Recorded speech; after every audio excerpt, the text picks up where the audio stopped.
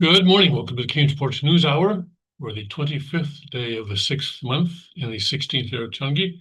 Tim Elder sitting in for the Second King of Changi Kyungjin. Let's go take our tour around the kingdom and see what is going on. Right now in Chongpyeong, Tennessee, it is 73 degrees, mostly cloudy, getting up to 83 today, humid with clouds and breaks of sun, a couple of thunderstorms this afternoon. Tonight, getting down to 70 degrees, becoming cloudy with a couple of showers and a heavy thunderstorm, humid. Watch for flash flooding. All right. And then father's hometown of Cheongju in North Pyongan Province, Korea. It is currently 82 degrees and cloudy. And tonight, getting down to 72 with thickening clouds with a passing shower or two. Tomorrow, a high of 80, rain in the morning, otherwise cloudy and humid. At the Liberty Rock RV Park and Campground in Limestone County, Texas, currently 58 and sunny, high of 81 today. And tonight, cloudy and more humid with thunderstorms in spots, low of 69. Wait a second, that was Matamoros. I'm sorry, that was the Cheonggyeong Palace.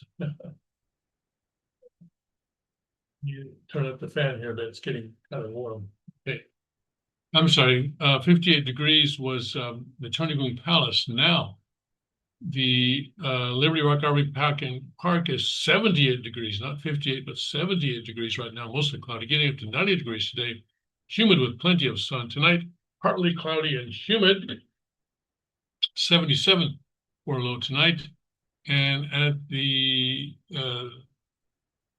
Suncheon Palace in Korea, currently 77 and cloudy, and that is the low for the night. Evening showers in the area, otherwise partly cloudy, warm and humid. Tomorrow, high of 92, spotty morning showers, otherwise hot and humid with variable cloudiness. At the Gunma Palaces in Japan, currently 88. That's quite warm for this time of evening, isn't it? 88 degrees, mostly cloudy.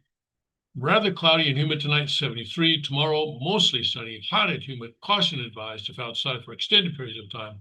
High of 95 degrees.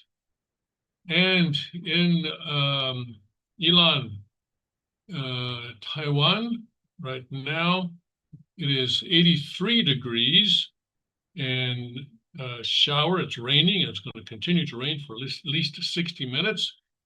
Getting down to 79 tonight, a couple of thunderstorms this evening, otherwise overcast and windy. Tomorrow, 84 will be the high, a morning thunderstorm in parts of the area, otherwise thick cloud cover. All right, let's go to Father's Word. Let's go to Father's Word here. Let's see here. Upside down, right? Okay, let's see here. We got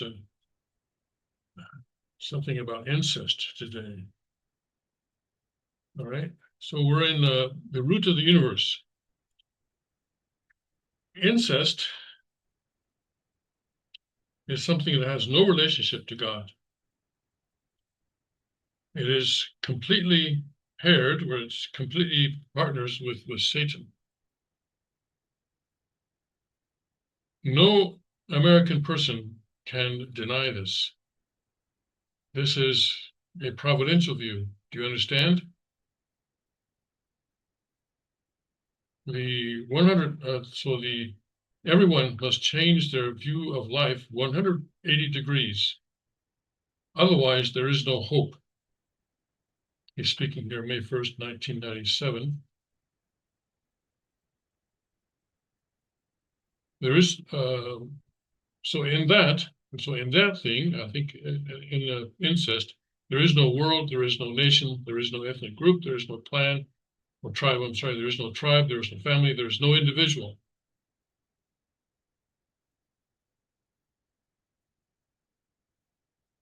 All of these fell, and they will be paired with Satan. Every time Satan moves, all of humanity falls and falls into the hole, the deep hole of destruction.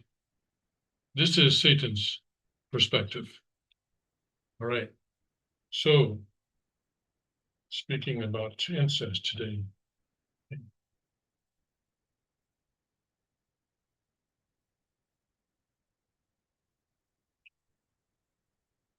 father, I think, must have been speaking to an American audience, but these problems also exist in Korea and in Japan, but I think especially in countries that do not have a Christian cultural foundation. And you may say, well, wait a second, Korea has something like 30 or 40% of population is Christian. Yes, but um, its basic cultural foundation is Confucian. It's not even Buddhist, it's Confucian. I upset one Christian one time. He was a colleague in a company where I was working, and he was prided himself as being a very faithful and strong Christian. And I told him that, you are very Confucian, and because that was my honest observation. He was deeply offended, but it was true. It is true.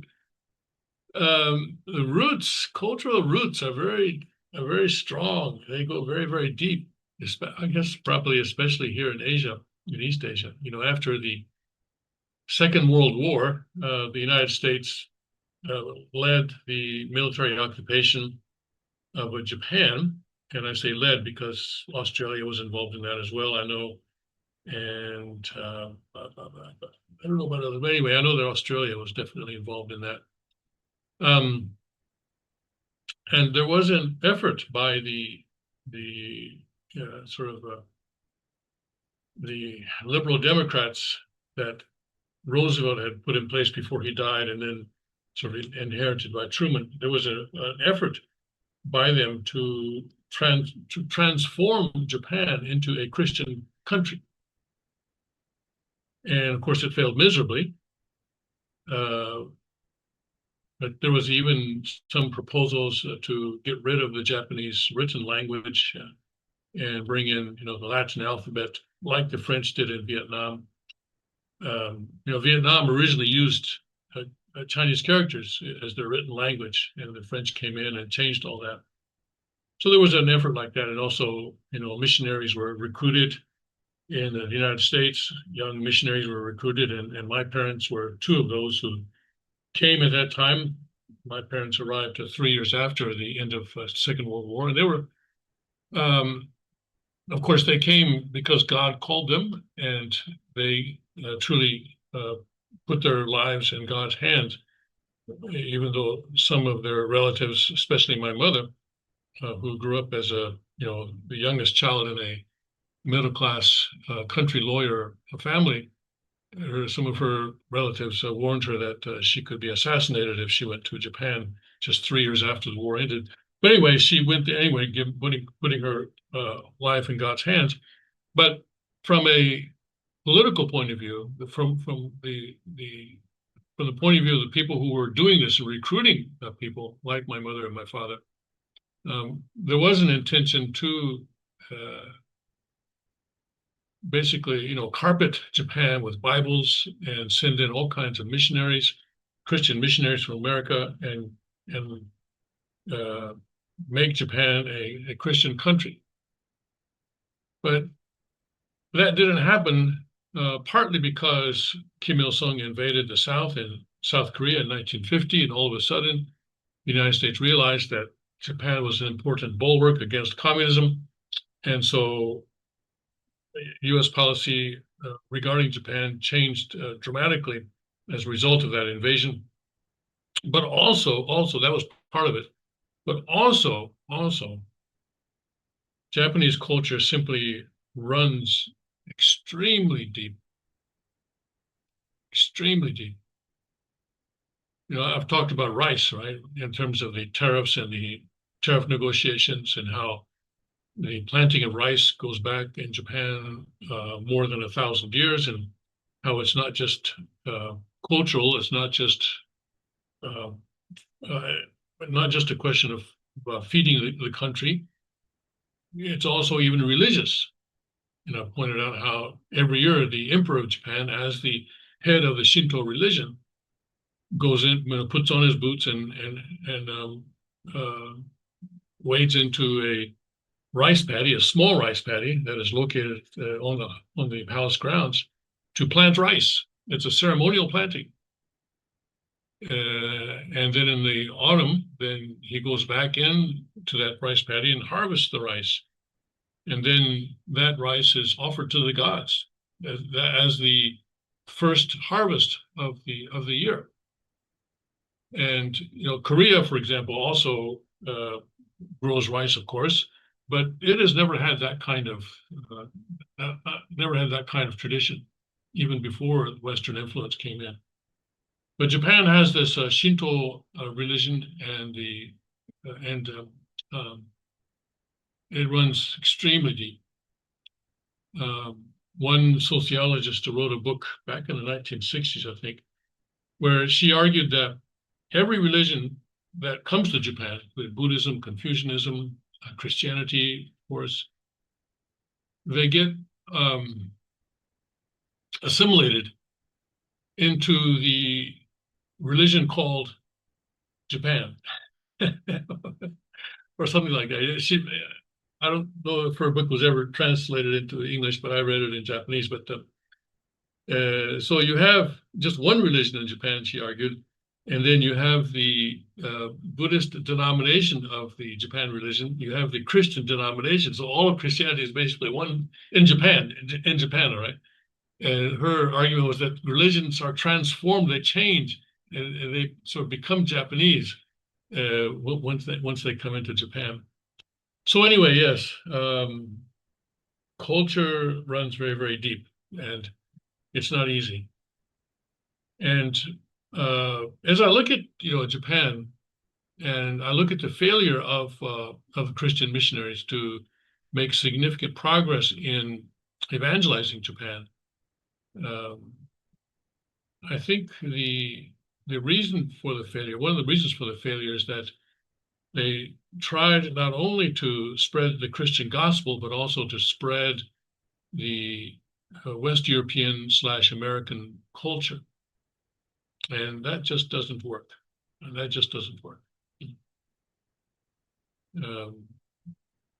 As long as Christianity is a foreign religion, which it is in Japan, most people see it as a foreign religion, it's not going to succeed. And so when I look at what the king is doing in Taiwan, he's doing something different from what the Christian missionaries did in Japan. He's adopting, for his Sunday services, he's adopting a traditional costume. I'm not sure if it's traditional Chinese or traditional Taiwanese, but anyway, it's a traditional costume. And he's introducing the father's teachings to the people of Taiwan in a context that is familiar to them, or at least that's the effort that he's making. And I don't know, I would have to speak to them to see whether or not this is a context which they actually recognize as their own, but this is the effort that he's making.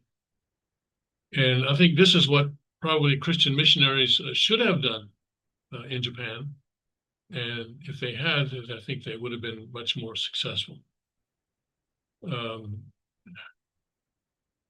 My father, as a missionary in Japan, was assigned to, at one point, he was assigned to a relatively small town on the backside of Honshu Island, where there had been a missionary home prior to the war, but it burned down. And so the Methodist Board of Missions wanted to build a new home, a new house on that lot. And my father argued that the new house should be something that would be about the standard of the average home in the city. But no, the Methodist Board of Missions would have none of that. And so they actually wound up building a typical American home. No, I don't know, typical. It was a big home. It was big. And for in the Japanese context, especially in the post-war, 1950s, 1960s Japanese context, it was extremely, extremely large. And I think even for America in that time, it would have been rather on the large side. So it was the largest house in the city. But this was the policy at that time. to basically approach Japan with kind of what the military leader in the Iraq War called shock and awe, I guess, to overwhelm them, to overwhelm them. Well, it did not work. I went back to that city in 2014, and well, I left the city when I went to, I guess when my father left the city in 1965, and then I went back in 2014, and the home that I grew up in for 10 years as a boy had been demolished, and a typical Japanese home had been built, and it was a very nice home. From the outside, it did not go inside, but from the outside, it looked like it was obviously someone who was well-to-do, but it was done in a very nice way, and it was about the size of the typical Japanese home in that city. If our home had been something like that, I think my father might have been a little more successful. I remember one of my friends looked at my home, and he could not believe that just one family lived in this home. He thought it was the church. He thought, this is your church, right? No, this is just our home. So that was the policy that the not just the U.S. government, but also the Christian missionary boards in the United States were adopting towards Japan in the post-war years. So anyway, I'm not sure how I got onto all that, but culture, and it runs deep, and you cannot fight it. You cannot try. My point is that you cannot fight the culture. You have to guide the culture as it continues to develop and grow. And I think that is how we unite religions. Rather than trying to suppress Japanese culture or the culture of any other country, we need to work within that culture to influence its growth, because culture is always changing. It doesn't ever stand still. It's always changing. So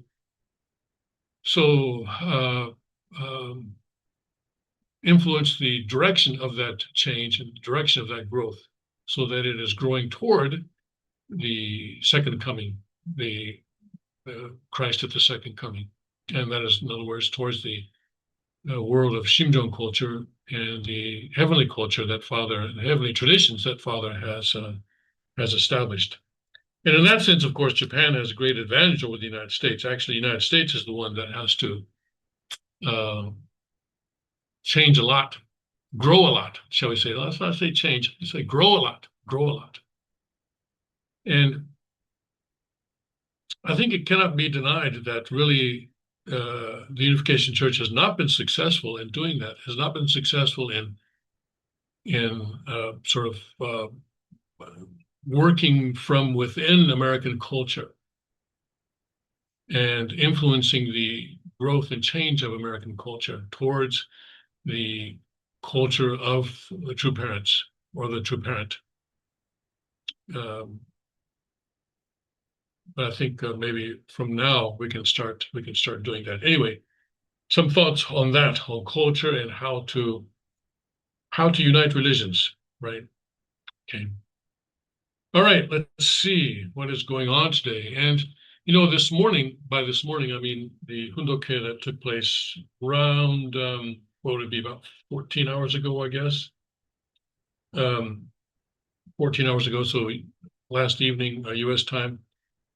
After the Hundoke, the king made a couple of comments. He said that, on the 17th was when this 40-day condition that the Champu Muni Ongman say a 40-day condition was originally scheduled to end on the 17th.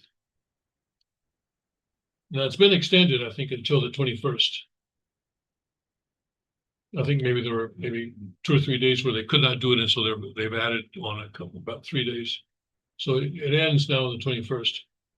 But it was originally scheduled to end on the 17th of the solar calendar. And On the 18th, what happened? Two things happened, he pointed out. One was something that I covered in yesterday's King's Report. One was that the Korean law enforcement authorities executed a series of search warrants against Park Cha-han and some facilities, buildings of the Family Federation in and around the Seoul area. And if you don't know what I'm talking about, go back to yesterday's King's Report, and you'll find it there. But they did not take her into custody, and she's not in custody now. But they appeared to have confiscated a lot of records, basically. And they also went in, I didn't mention yesterday that they went into Peace TV and gathered some sort of recordings, and both the audio and visual recordings, because they think that some of that might give evidence of the criminal activity that they are trying to establish. So that's one thing, and that was, of course, that's all over yesterday was all over the South Korean news. Many news outlets have covered it. Some Family Federation members went to the palace in Chongpyeong and tried to stage some kind of protest, or maybe even physically, maybe briefly try to block the law enforcement authorities from getting into the building, but there was no real confrontation. So I'm going to continue to monitor that situation. And there are no updates today on that. The other thing that happened is this, that Tulsi Gabbard, the United States, came out with information that's showing that Obama and his team staged a coup on Trump, and now she's calling for their prosecution. And I believe she's calling for the prosecution for treason. And this is something I did not cover yesterday, so let's go through it today. Director of National Intelligence Tulsi Gabbard on Friday announced that she was presenting overwhelming evidence to the Department of Justice showing that after President Donald Trump won his first election in 2016 against Hillary Clinton, then President Barack Obama and his national security team laid the groundwork for a years-long Russia-connected coup against Trump. So she was presenting overwhelming evidence, she says, overwhelming evidence. So this, of course, is something that we've always known, but we didn't have this overwhelming evidence until Tulsi Gabbard was appointed to the DNI office and went in there and dug around and found this stuff. The issue I'm raising is not a partisan issue, Gabbard said in her announcement, backed up by highly redacted declassified report posted online. It is one that concerns every American. The information we are releasing today clearly shows that there was a treasonous conspiracy in 2016 committed by officials at the highest level of our government.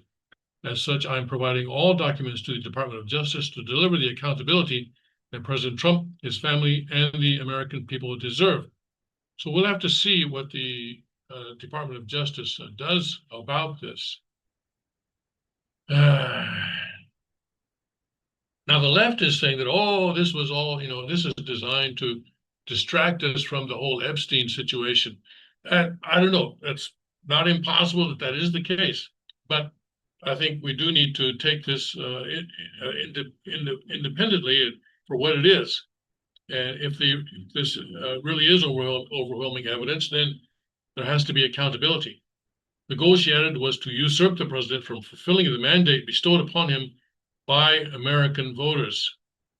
The report shows documentation outlining how, in the months leading up to the November 2016 election, the intelligence community assessed that Russia was probably not trying to influence the election by using cyber means, but changed its tune after Trump was elected.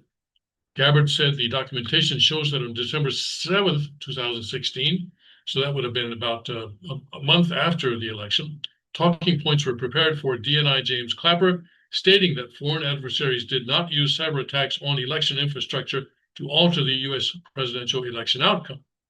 2 days later, on December 9th, Obama's White House called in several top National Security Council principals, including Clapper, John Brennan, Susan Rice, John Kerry, Loretta Lynch, Andrew McCabe, and others to discuss Russia. The documentation Gabbard reported shows that after the meeting, Clapper's executive assistant sent an email to intelligence community leaders to task them to create a new assessment per the president's request to detail the tools Moscow used and actions it took to influence the 2016 election. The email added that ODNI, that's Office of the Director of National Intelligence, would lead this effort with participation from the CIA, FBI, NSA, and DHS, the information released Friday said. Gabbard further alleged that Obama officials leaked false information, false statements to the Washington Post, claiming that Russia has attempted through a cyber means to interfere in, if not actively influence, the outcome of an election. Then on January 6, 2017, shortly before Trump's inauguration, a new intelligence community assessment was released that directly contradicted the IC assessments that were made throughout the previous 6 months, Gabbard said in a report. Now, I don't know if any of this is criminal, or is it political, or is it criminal? I guess that the Justice Department will have to make that decision. And it's certainly morally and ethically criminal. And but will the accountability come in the courts, or will it come at the election box? Now, I think there has to be a realization that not all accountability comes in the courts. That for example, then if as a result of this, Democrats are not able to win another election for the next 20, 30 years, that's also a form of accountability. But we'll have to see what the Department of Justice is able to do with the information that the Gabbard has given them. But from what I've read so far, of course it's wrong, it's dastardly, it's terrible. But is it criminal? Were laws broken? I guess that's the question. And I don't know all the laws. I'm not a lawyer. We'll have to see. However, she added, the facts reveal that the assessment had been based on information known by those involved to be manufactured, such as the discredited Steele dossier. This was politicized intelligence that was used as the basis for countless smears seeking to delegitimize President Trump's victory, the years-long Mueller investigation, 2 congressional impeachments, high-level officials being investigated, arrested, and thrown into jail, heightened U.S.-Russia tensions, and more, said Gabbard. And certainly it is, I would say, treasonous, but is it treasonous in the criminal sense? Obviously, the Democrats were working against the national interests of the United States, that's clear. They were working solely in favor of their own interest and in their own power, just their own power. And I remember when President Trump first was inaugurated, someone, I can't remember who it was saying that, telling allies, don't worry, within 6 months, we will impeach him. And of course, that didn't work out. They did not do that in 6 months. It was actually not until the end of his term, near the end of his term, that they impeached him. But that apparently was, whoever it was someone who was aware of what was going on within the intelligence community. She labeled the efforts an egregious abuse of power and blatant rejection of our Constitution that threatened the public. And I agree that it was a rejection of the Constitution, at least the spirit of the Constitution, for certain. And egregious abuse of power, certainly that is true as well. No matter how powerful every person involved in this conspiracy must be investigated and prosecuted to the fullest extent of the law to ensure nothing like this ever happens again, said Gabbard. The American people's faith and trust in our democratic republic, and therefore the future of our nation, depends on it. Okay.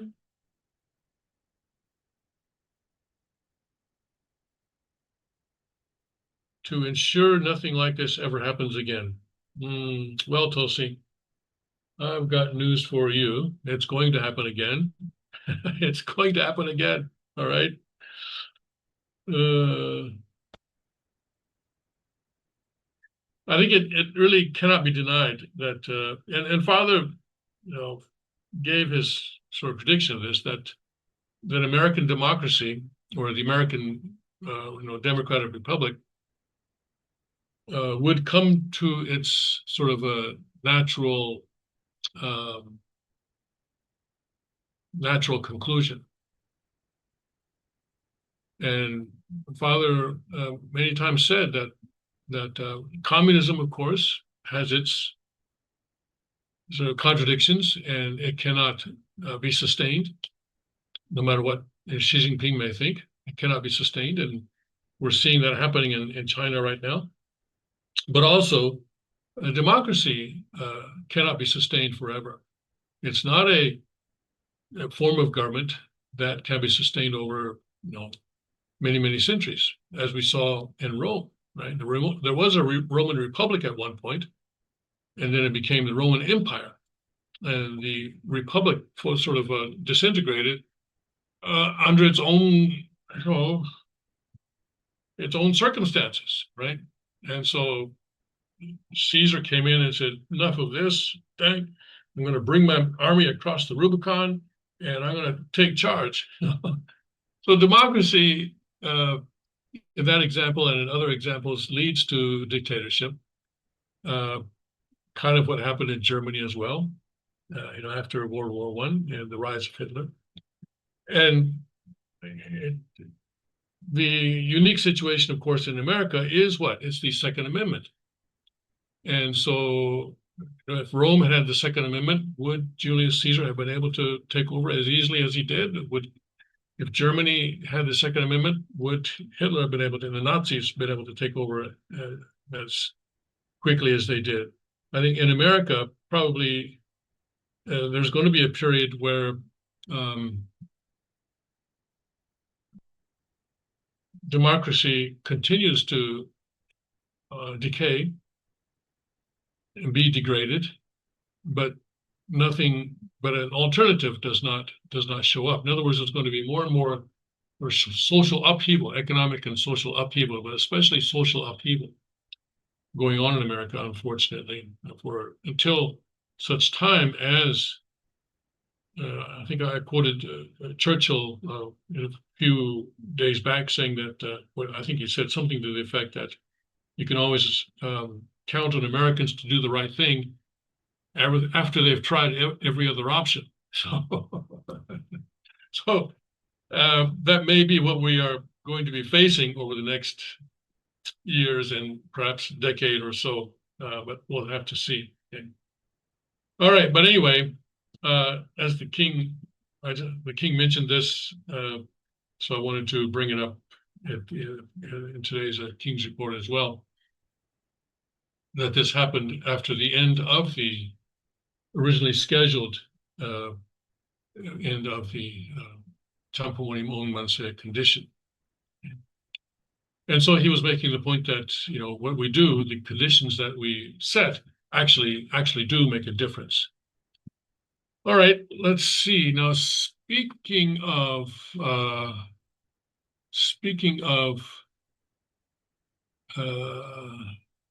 economic upheaval,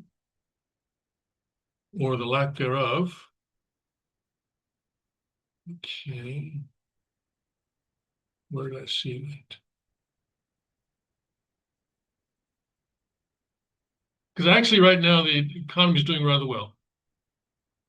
And the possibility of a recession has actually gone down quite a bit. Here we go, on the right part, okay. So let's look at this, at least for now. The odds of a recession have declined quite a bit from 70% to 19%. Lowest ever recorded on Polymarket. Polymarket is the betting site, right? And it's sometimes good because sometimes it's better than public opinion polls because people are actually putting their money down on whatever they think is going to happen. And at one time, I guess the Polymarket was predicting 70% possibility of a recession, but now it's down to 19% apparently. The odds of a U.S. recession have fallen to their lowest level ever recorded on Polymarket, dropping from 70% in late April to just 19% this week. The shift follows weeks of economic data indicating continued strength in consumer activity. According to Breitbart Business Digest, personal consumption expenditures rose 1.8% in the first quarter, beating forecast for 1.2%. Durable goods, services, and non-durables all contributed. Additionally, rising consumer spending, along with stable inflation, real income gains pointed to underlying momentum in the economy despite the first quarter GDP contraction. And remember, the GDP contraction in the first quarter was largely due to imports coming in to beat the tariffs, and imports count as a negative against GDP, and that's one reason why there was a contraction in the first quarter. Commerce Secretary Howard Lutnick said in March he did not expect a recession, attributing this to $1.3 trillion in new investment in President Trump's tariff policy. There's going to be no recession in America, Lutnick stated. You're going to see over the next 2 years the greatest set of growth coming from America as Americans. Now, Commerce Secretary has an interesting job. He's basically a propagandist. I think it's fair to say. Okay, he's a salesman, all right? He's a salesman. And so, if the Treasury Secretary were to say this, I would take it a little more seriously, but not the Commerce Secretary. Come on, his job is to go around the world selling America and convincing people to invest in America. So now let's take it with a little bit of a grain of salt. Okay, now we have Bessent, the Treasury Secretary. Let's see what he says. Bessent expressed a similar view in May, telling Congress that the initial 0.3% GDP contraction may be revised upward. There is nothing in the data that shows that we are in a recession, Bessent remarked, citing a detailed analysis and stronger than expected job growth. Now, technically, a recession is 2 consecutive quarters of negative growth. Let's go and see. What is that? Trading. Okay. Let's go to US GDP growth rate. Okay, there we go. And let's see here. So actually, it was revised, but it was revised downward. Okay. It was revised downward to 0.5% instead of 0.3. So maybe Bessent needs to correct himself. So anyway, if Q2, that is the Q2 is what? April, May, and June. If that comes out as negative, then that will technically be a recession. Technically. And the first sort of estimate is going to come out, I guess, roughly 10 days, a week to 10 days, I think. I'm not exactly sure when it's going to come. Let's see here. Yeah, on July 30th, which is week after next, Wednesday, week after next, July 30th. So we're talking, 11 days from now. So we'll have to see how that comes. And here the forecast is for a 3.5% growth in the second quarter. So if that's the case, then that will kind of wipe out the bad part there, and that will bring the two combined up to this level here, which is kind of where it was all along. So we'll see. So maybe no recession, right? Maybe no recession. But anyway, that's the Polymarket estimate. All right, let's see here. So that's Bessent. All right, that's the end of the story. Okay, so we'll have to see. And there's why is this man smiling? Well, recently he's had a lot to smile about, I think. Yes. Okay. All right. Okay. Let's see. Let's see what else is going on here. Right. Let's see here. Yeah. Okay. And Friday, of course, yesterday the crypto bill was signed in a signing ceremony. And they're also working on an anti-CBDC bill, which is supposed to be sent to the president, I guess, sometime in August. We'll see what that is going to be about. And it may be that America will not have a CBDC, central bank digital currency, but I think other countries definitely will. Certainly, Europe is doing its best to develop. In fact, I think it already has a CBDC. And I talked about South Korea issuing vouchers, right? Vouchers later this month to all citizens of Seoul. So CBDC Europe. Let's see here. The Atlantic Council, globalist organization, the stablecoin race. Okay. And here, Europe could win the battle for the future of digital money. Well, in this case, it's not about being first, all right? Many times, whoever is first to market has a big advantage, but I don't think that's going to be the case with the digital currency, because the United States dollar is already in a dominant position, and no matter what Europe or Korea or Japan or any other country does, dollar-backed stablecoins are going to be dominant, I predict, at least in the short to midterm in international finance. That's my prediction. We'll have to see if that actually comes true.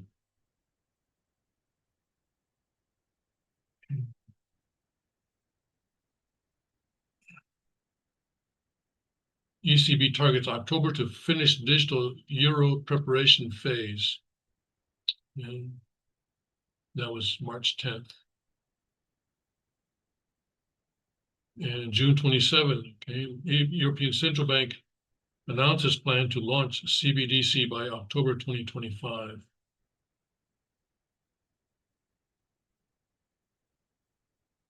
Trump's digital dollar ban leaves China and Europe to lead CBDC race. So what is CBDC? Pop quiz, 2 words, financial tyranny. Financial tyranny. So, China and Europe are leading the CBDC race. Well, that's like saying, yeah, well, China is leading the Marxist-Leninist communist race. We don't care. We're not running in that race. We're not running in this race either, the CBDC race. We're not running. Oh, my goodness. So this is obviously propaganda by somebody. Digital Watch Observatory. All right, let's go back to this June story. This is last month, but let's see what they're saying here. Okay, the European Central Bank has officially announced plans to roll out a central bank digital currency. Digital euro will be a reality by October 2025. What is this ad here? I don't know how to get rid of it. Pierre Gramegna, director of the European Stability Mechanism. Stability, who else talks about stability? Xi Jinping, right? Stability, yes. Said that US President Donald Trump's recent endorsement of cryptocurrencies could present financial difficulties for the European Union. Furthermore, Gramegna expressed concerns about the US promoting stablecoins. Yeah, well, they should, because that's going to, in the short to medium term, it's going to support the dominance of the dollar. According to a 10 March 25 Reuters report, European lawmakers are voicing fresh doubt about the ECB's digital euro project after an outage in the ECB's existing payment system caused delays for thousands of households and traders. Okay. If this were to be successful, it could affect the euro area's monetary sovereignty and financial stability, said Gramegna. And I mentioned yesterday that a lot of countries right now are concerned about monetary sovereignty because of the coming for the dollar-backed stablecoins. This digital euro is today more necessary than ever, and the Korean government is saying the same thing.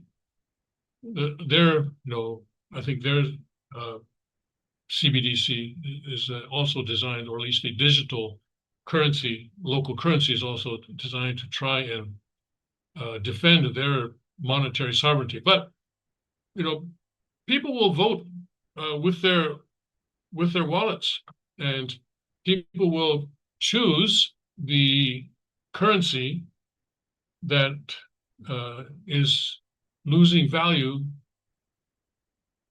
the slowest, most slowly, which is the US dollar. The US dollar, compared to all other currencies, is although it is losing value, it has lost a lot of, almost 98% or something like that since 1913.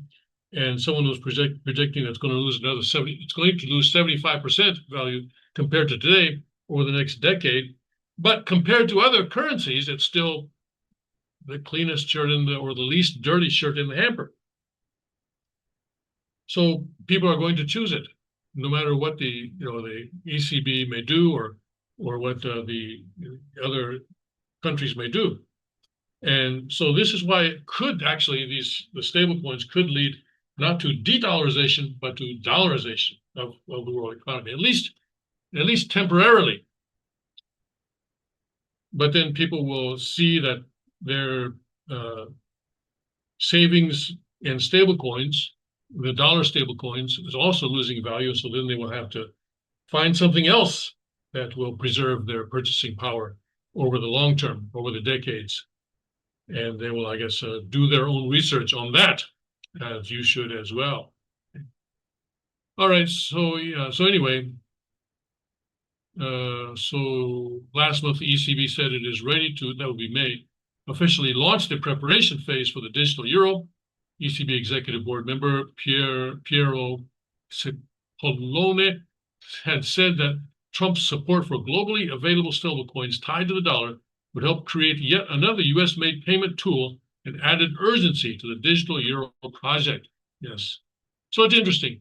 There's a lot of talk about the US loss of leadership in the world and so forth, but maybe not so much. Maybe President Trump is going to bring that back with this stablecoin law. And this Genius Act that he signed on Friday may prove to be an extremely historic act, at least for now. At least for now. All right, let's see what else is going on. All right, let's see here. Let's go to Newsmax, see what else is going on in Newsmax.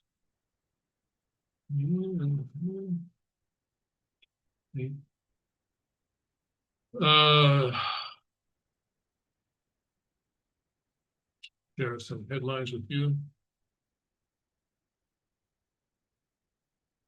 Judge Moll's new block on birthright citizenship order. Okay. And EPA, that's the Environmental Protection Agency, eliminates R&D office, begins layoffs. Trump says Hamas is going to free 10 more hostages soon. Boy, those hostages have been in there for a long time now. Oh, coming up on, yeah, so it's about a year, more than a year and a half. Yeah. And how is it that they got caught like that? Well, they went to a music concert. They didn't listen to me when I said, stay away from large crowds, right? So stay away from large crowds. Okay, we're at war. We're at war. And everyone is on the front line. And we need to think like that and act like that. Don't try to pretend that the war is someplace far off. Okay, let's see here. DOJ asks court to unseal Epstein grand jury records. And we've got some Americans coming back from Venezuela where they were held.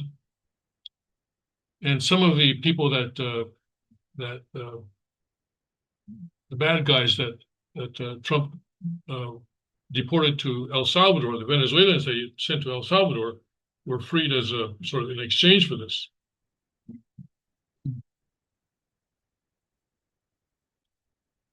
All right, let's see here. Trump-Fed clash, a familiar debate. Yes, I think that's true. in past administrations as well, there's been tension between the White House and the Federal Reserve. And Dick Morris, the repentant Democrat, the repentant Clintonite, who now is trying to find a job with the Republicans, apparently.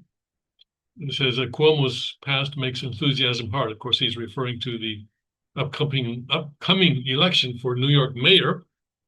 Cuomo has lost the Democrat primary, but he's now running as an independent. And of course, the Democrat nominee in this case is the Muslim communist. We don't even need to remember his name, just know him as the Muslim communist. Even if he's elected, I think I'll continue to call him the Muslim communist. And let's see here, DeSantis self-deporting an option at Alligator Alcatraz. And here, okay, Melanie Tockenstim's embracing socialism. Well, that's obviously not news. It's been true for a long time. Going even back to FDR, FDR, and before that, perhaps even. Let's see what catches our eyes here. FBI to flag, okay. Alan Dershowitz to Newsmax, nothing incriminated in Epstein files. But I think Dershowitz has also been mentioned in connection to Epstein, so he may not be an objective source on this. Dem said nothing on Epstein files. Yeah. Wants to cancel filthy, urges House to cancel Wall Street Journal subscriptions. They can always buy it on the newsstand outside the Capitol. Okay. Indiana and New Jersey bases to house illegal immigrants. Newsmax, okay. And let's see. All right. Trump vaccine. Okay. Well, let's see. Let's check. Let's check daily presidential poll, shall we? See how he's doing. 50%. Oh, okay, he's back up to 50%. Well, good. That's good. 50 to 48. 34 to 39. Okay, so he's -5. So yeah, okay, he's recovering. Yeah, you see there? He's recovering there. He's back up to 50%. Yeah, good.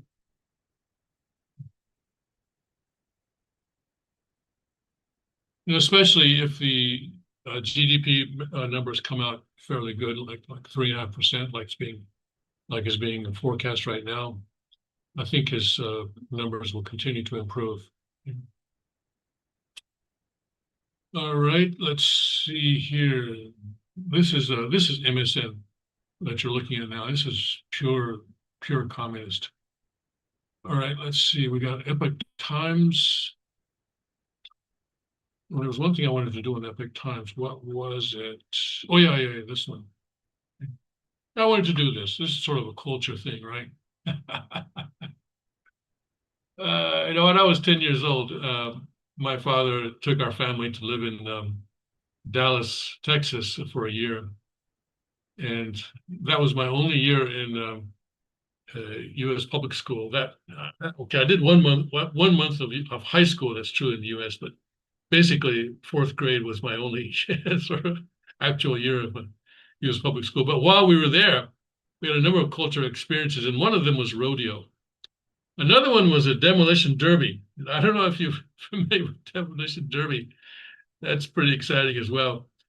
Anyway, this is a rodeo for teens. And this is very much part of the culture in Texas, especially, I think in Oklahoma and New Mexico as well. And I didn't realize it, but also in Brazil, there are rodeos. In Brazil, I didn't realize that until it was pointed out to me by El Chiseo some time back. And here, Jock Maxwell trekked more than 8,000 miles to ride a bull for 8 seconds, but after failing to do so twice, his rodeo was over in 2 skewed eye blinks. Okay, so anyway, the teen rodeo.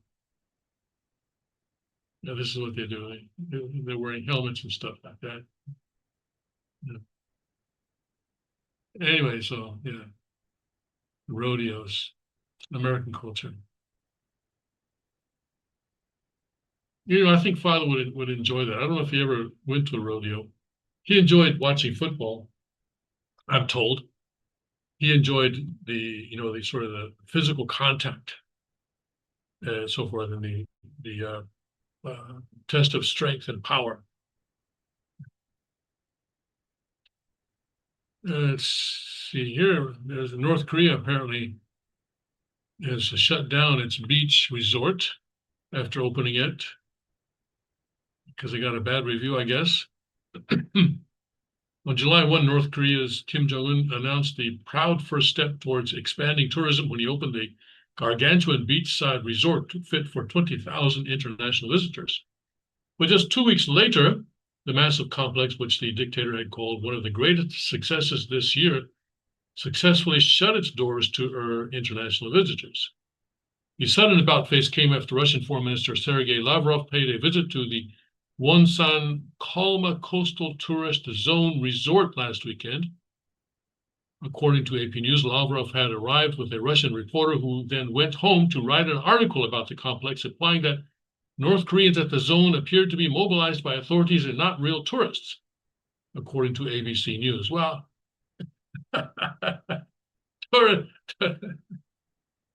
some years back, Kim Jong-un opened a ski resort, and the people who were at the ski resort were not very obviously tourists either. The North Korean government is believed to have determined that it would face some negative consequences when it opens the site to foreigners, the reporter wrote. Whether or not the reporter's words had an impact on Kim, the thin-skinned supreme leader today announced that this grand resort is temporarily not receiving foreign tourists. Well, maybe they want to upgrade it. Maybe that's the case. And no foreign tourist means North Korea can't break even, and it has to shut down the resort, according to the World Institute for North Korean Studies, a think tank based in Seoul. For now, the ghost resort will have to rely on local tourists, which is a big ask, considering most North Korean citizens living under Kim's iron fist have to obtain permission just to leave their own county. That's true. All right. Well, it's possible, that they realize that they need to upgrade it. I first came to South Korea in 1978, and what shall I say? Things in Korea at that time were not, what I was accustomed to in either Japan or in the United States. And I think many members who came from Japan to Korea at that time also felt that way in many ways.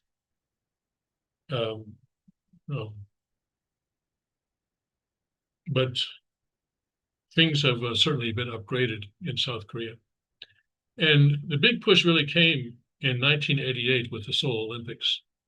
I think that's when the South Korean government made a very focused push to bring various aspects of the Korean experience up to the standards that Americans and Western Europeans and others would find acceptable or would feel comfortable with. For example, toilet paper in public restrooms.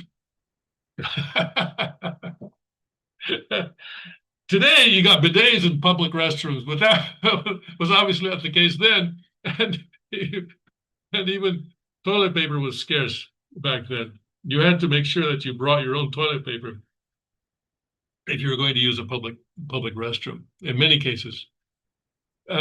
So it took something like the Olympics, the 1988 Olympics, to really focus the government's attention on doing that. And perhaps North Korea needs something like that as well, I suspect. Now, Kim Jong-un, he spent some time as a boy in Switzerland, at a school in Switzerland. And so obviously he's familiar with some of the things, at least. Well, even if, let's see, what is he now? He's around 40 years old right now. So let's say, he knows what Switzerland was like, let's say 25 years ago. Even if you could bring things up to that standard, Switzerland in the year 2000. That would, I'm sure, be okay with tourists. But apparently, I don't know if it was the Russian reporter. It may have been Kim Jong-un himself who looked around and said, "Hey, you know what? This is not going to wash. You know, this is not what I had in mind." So we'll see. But the ski resort as well. I think once in a while you'll see sort of derogatory stories in the Western press about that.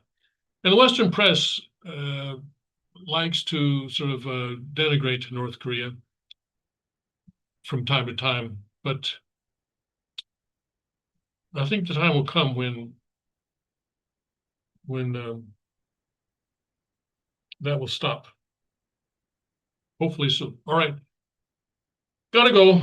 God bless, Godspeed. May His kingdom come quickly. I will see you on Monday.